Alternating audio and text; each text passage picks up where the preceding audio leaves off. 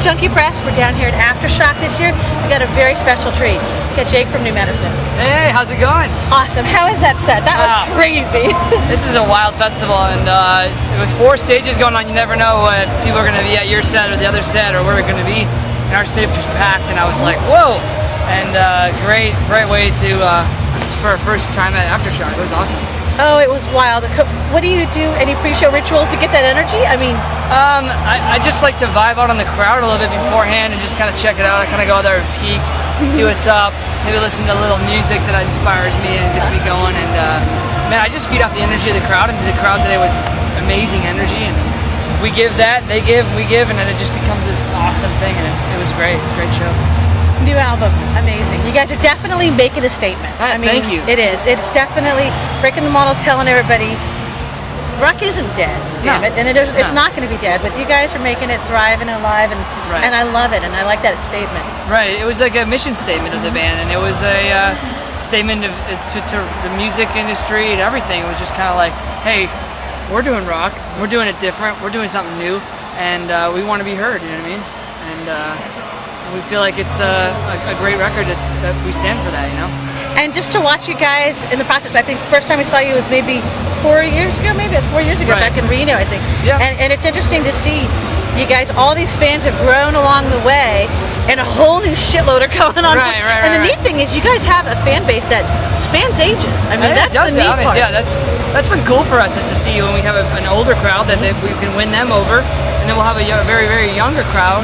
And they're into it as well. Like yesterday in Seattle, it was like all these young girls and stuff, and it was like, wow, it's all these young people, and then the next day it might be, older people, but they're all into it, and that's cool. And they're all rocking it. They're rocking, yeah, exactly.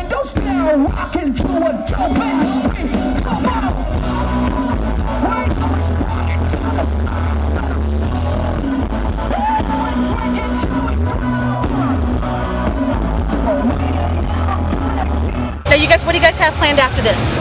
After this, we're on Uproar for the next week and a half, and we're finishing that tour out. And then we're going out this fall. We're doing some dates with Pop Evil. We're doing some dates with Chevelle, and so we're doing like Houston Buzz Fest, and there's a big festival in Dallas and in San Antonio. And then we're going on with Hailstorm from like middle of November to the end of the year. We're going out with Hailstorm, and we're doing a bunch of clubs, and a lot of that tour is already sold out, so we're really pumped to go on that tour. You're gonna be busy. Yeah, absolutely. Busy the rest of the year, and then into the next year. So. Now, what do you guys prefer, the festivals or the intimate venues? Oh, I get that question a lot. I think it's like kind of apples and oranges. Like they're two different things. I definitely wouldn't want to always do clubs forever and never get to do these, but I wouldn't also. I would miss the clubs if I only did outside festivals and these big things, because there's definitely something about a couple bands and a special night and the right crowd and the right city and the right venue, and you can really have really amazing shows, And the fans actually, just that intimate connection in there, the energy just bounces off the walls. Especially with your music, you create this great energy. Yeah, when you're seeing 50 bands in a weekend, sometimes you can get a little bit like, okay, so you're spoiled a little bit, versus you've been saving up for that one ticket for that one show for 2 months or whatever, and you go see that band at a club, and you're right there. And there's something special about that. The night when I dream of getting you, and my head's going crazy thinking what I do to you. I rip off all your clothes after breaking down the door. I make you beg for more as I pin you to the floor. Now, how about with social media? You guys are a very dedicated fan base where you guys stay connected with them too, and interact with them. Growing up for you, is there a certain band that you wish you could have told that their music changed you or helped you? Oh yeah, I would love to go meet Dave Grohl, because I wish I could meet Kurt Cobain, but he's gone. But he was a huge influence on me, and was the reason I just decided to dream so big and to just go for it and not worry about it. His whole philosophy of just like do something that you love and do it because you love it, no other reason, and that's what I always have believed in. And so I would love to tell him, or Dave Grohl, he's my hero. So if I ever get to meet him, I will tell him. So yeah, oddly, if you could ever cover a Foo Fighters song, what would you pick? Oh wow! Let's see. I love Stacked Actors, one of my favorite songs. Nice. You guys like that song? Yeah. It's a rocker, and I always was like, man, I can see myself singing that song. So that's one of my favorite Who Better songs. Now, when you're out on the tour and everything, like with Upworld, who's got the playlist going all the time? Who's got the control of the playlist? Oh, yeah. We kind of switch it up. We're in the van and we're driving, and it's like, it depends on the mood. Yeah. We might be having a chill time. We might be listening to like Bob Marley and just relaxing and going to the road.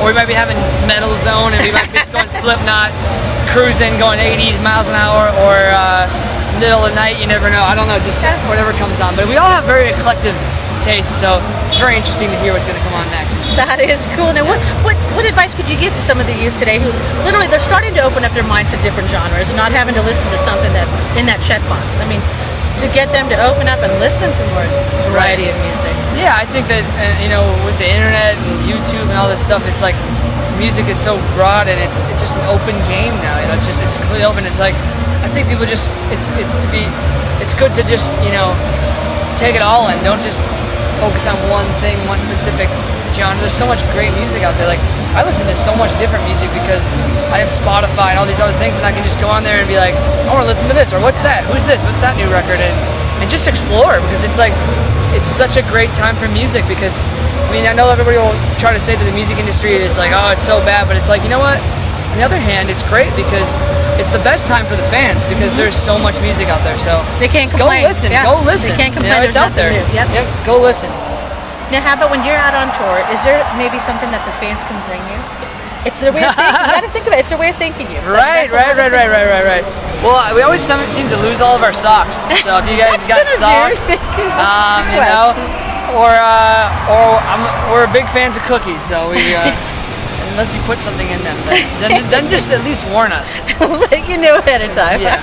So that's socks and cookies, Well, okay, now we're almost coming up to Halloween here. Can you remember what your favorite costume was as a child? Oh, wow, that's a good question, too.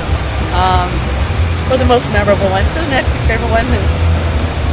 I remember when my little brother and I, we dressed up, I was super into G.I. Joe, and I just remember, painting my face and the whole thing. We looked, when we were younger, we looked exactly alike. Me and my little brother, so we had two little mini-me's. It was funny. It was one of my memorable times, though. I remember just having a helmet and then hanging it, filling it with candy, floating it up. Yeah. So that was one of my most memorable costumes. But I'm gonna go big this year. I don't know what I'm gonna be yet, but I have big plans. I love it. Well, lastly, is there anything you'd like to share with your fans and our audience? I would just say thank everybody for supporting music and thank people like you guys for trying to get the word out there about new bands and stuff. And we just are so happy for the opportunities we have and to be out here and play for people and opportunities to speak with all these different audiences and it's a blessing, and we just want to say thank you. And get to a show. Live shows. Get to a show. We're coming out there. Definitely. We're coming to your city. So make sure to look them up and get to a live show. Got to keep the music strong. Yes. Awesome. Thank you so much, Jake. To a dope ass beat. Come on. We always party till the sun's up. Hey guys, I'm Jake from New Medicine, and if you're addicted to music, get your fix at Music Junkie Press.